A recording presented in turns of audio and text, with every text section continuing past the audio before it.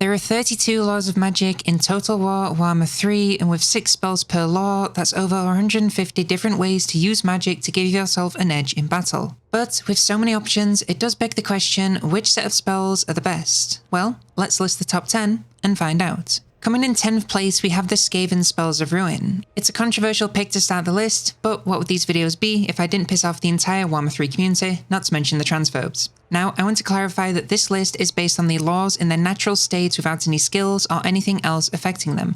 I know that you can eventually get Warp Lightning to cost like 1 wind of magic on a 0-second cooldown, but sadly that's not being counted here. Regardless, Warp Lightning is still the main reason this law is here at all. It deals massive armor-piercing explosive damage that is effective versus pretty much anything you like. It only costs 6 wins, which is an absolute steal, and is practically impossible to miss if you know what you're dealing with. However, the rest of these Skaven Spells of Ruin range from not great to completely fine. Howling Warp Gale freezes flying units in the air, which is niche as hell. Death Frenzy is good, but only in the late game when you have melee units that deal any damage. Scorch and Crack's Call are both fine, and Flensing Ruin is one of the worst spells of its kind. The lore is not bad by any means, but Warp Lightning is really the only spell that is super duper strong. The rest are just okay. In 9th place, we have the Law of Yin. Next up, we have a Law of Magic exclusive to Cathay, and I'll be honest, either of their choices could have made the list. They both have a few great spells, but my personal preference is Yin, and I'm happy to tell you why. We start off kinda mid with Storm of Shadows and Cloak of Jet being a little bit underwhelming, but useful when you're doing lots of flanking. However, Missile Mirror is not only one of the coolest spells in the entire game, it's also one of the most potentially devastating, potentially being the key word.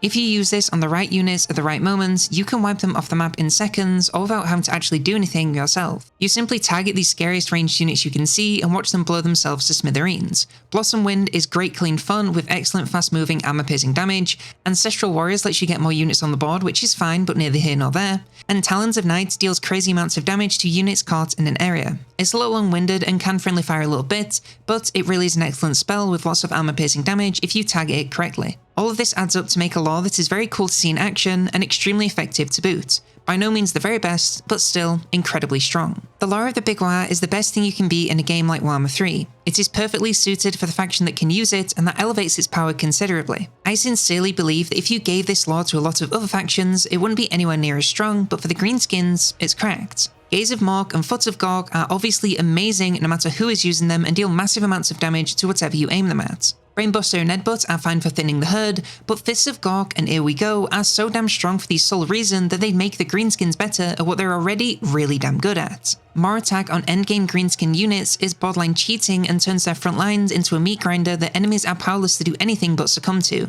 The best part about these two spells is that they're very moderately priced for what you are getting.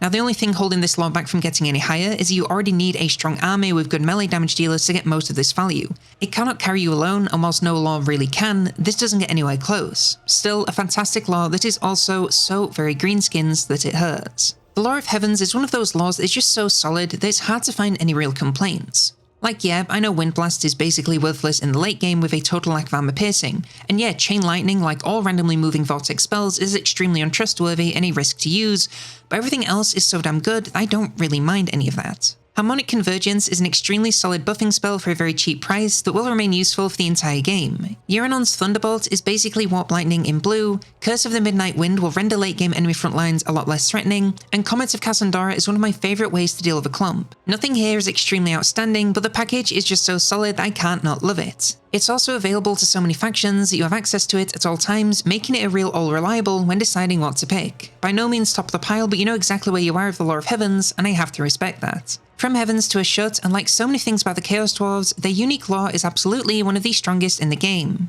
There is a lot of damage here, with one of the more devastating magic missiles in the game, some armor-piercing wind, one of the most broken bombardments you have ever seen, and some exceedingly underwhelming direct damage. You can also debuff enemies by dropping their defense, and most importantly, fire resistance. Ash Storm really is the sleeper hit of the law, since basically everything in the Chaos Dwarf roster deals some form of fire damage, so weakening targets to it basically means everything you throw at them deals even more damage. With the exception of the Curse of Hashut, nothing here is all that bad, so why is it not getting any higher? Well, the two main damage spells are eye-wateringly expensive, and without those, at best, you are aiding whatever army you do have rather than carrying the battle yourself. Again, there's nothing wrong with that, but this really does neuter the power a little bit if you have to save up all of your wins to get off a single cast. Despite my distaste for the Druchii, I do have to admit that the Law of Dark Magic kinda goes unreasonably hard. Like, I would consider 5 of these 6 spells here to be varying degrees of good, which is extremely rare for any lore. Power of Darkness is more wins by sacrificing health, and casters should always be avoiding damage, so a no-brainer easy trade.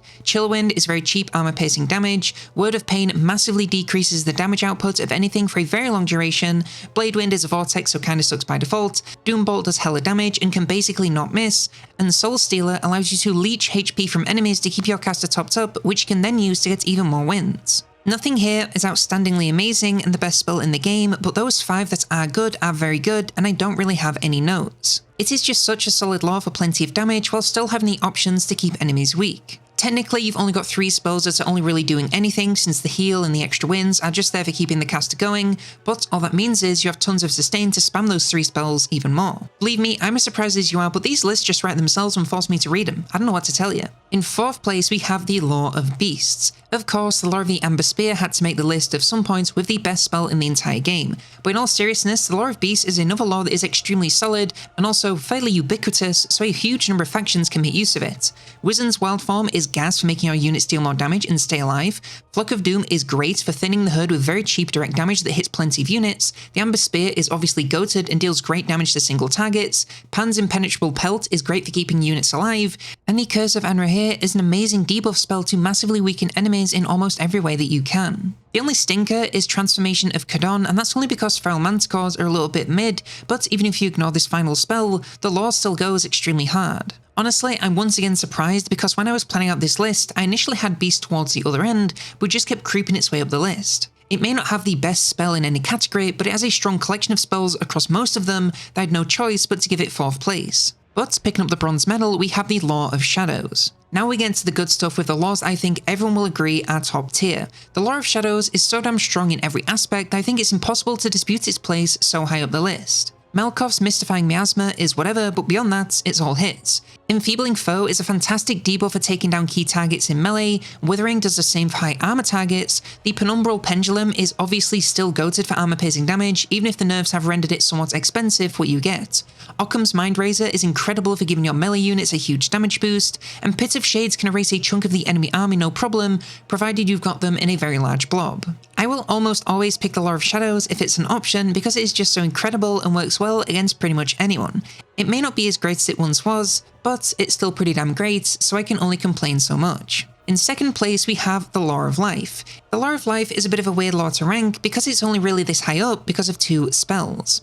Earthblood and Regrowth allow you to heal your units for a very significant amount for their HP that only gets more value the more health your target has. Earthblood allows you to spread this effect to units in an area, and Regrowth focuses on single targets but for a much longer duration, so you have options for everything. Aside from these 2 spells, the rest of the lore is mostly fine. Awakening of the Wood is a funny name than it is a great spell, Shield of Thorns is decent for making units harder to kill, Flesh to Stone is almost always useless with the amount of magical damage floating around these days, and Dwellers Below is actually pretty great for some armor-piercing area damage. The 2 healing spells really do carry this lore to such a degree that everything else could be cosmetic, and it would still be fairly high up the list. Before we get to number 1, we have a few honourable mentions. The Lore of Fire is probably the best lore if you are taking on non-armoured or undead targets, but once enemies have armour, it tends to fall off a bit of a cliff. The Lore of Nehekara is actually surprisingly good considering how long the Tomb Kings have needed an update, but just not quite good enough to make it on the list. And then all 3 of the Chaos Lores of Nurgle, Slaanesh and Tzeentch have some really great spells in them, but once again,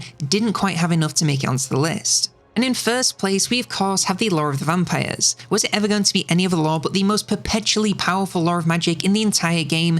Similar to the Lore of Life, the Lore of Unlife is at the top, mostly thanks to its healing. The Invocation of the Heck is undoubtedly one of the strongest spells in the entire game because not only does it heal nearly 15% of a target's HP, it also resurrects fallen entities to really get the unit back in fighting form. Overcast it and that expands to 4 allies for a truly massive amount of healing for a very reasonable price. Add on that the rest of the lore is also pretty damn solid, and it is unquestionably the best lore of magic in the entire game. Van Hel's Dance Macabre is a great buffing spell for your damage dealers, Raising the Dead is always great thanks to built-in fear even on your zombies, Gaze of Nagash is a decent missile spell, Curse of Years is a fantastic debuff for both casting and battling lords and heroes, and Wind of Death is still a magnificent source of damage even with a few nerfs over the years. Once again, I'm going to put my undead bias to the side, but even without it, the Lore of the Vampires is just that good that you could be a holy Sigmarite, and even you couldn't disagree that it's the best. But if you instead want to know what the worst DLC campaigns are in Total War Warhammer 3, then check out this video to find out.